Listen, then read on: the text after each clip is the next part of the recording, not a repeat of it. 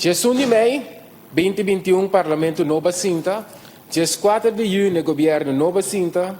Governo de pueblo para pueblo, junto com o pueblo, com a meta que nós soro para risar o nível de prosperidade do pueblo aqui. Direita é parte social, direita é parte financeira e econômica.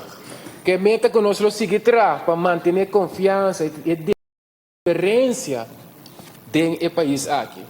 E nós estamos mirando ainda que o governo está arriba e caminha aí. Então, tem alguma visão importante em cada programa aqui.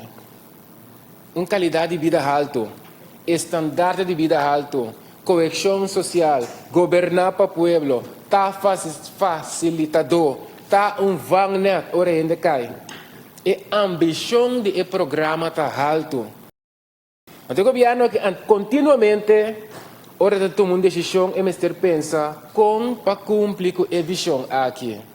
Subir a qualidade de vida, subir o estandarte de vida de cada usuário. Então, pergunta-me se está cada vez como para nós cumprir com isso aqui.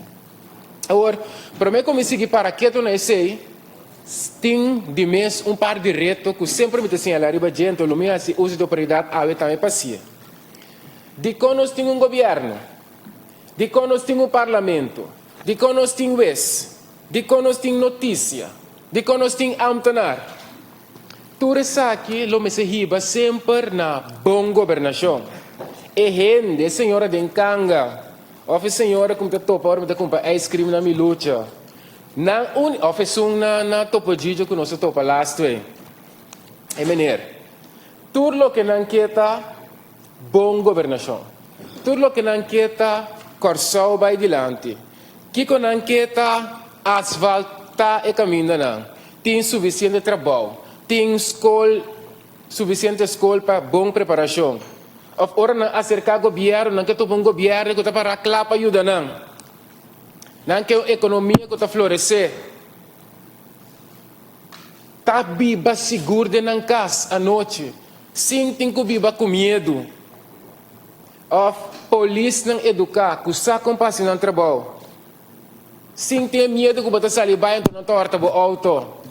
Você aceita o que não que o povo quer? Ou se me seguir pensa, é personal do ano, que é para na resposta está arreglar. Amtanar na contento, que tem que tratar suac. Aceita o que o povo quer. É ponto na aqui de boa governação.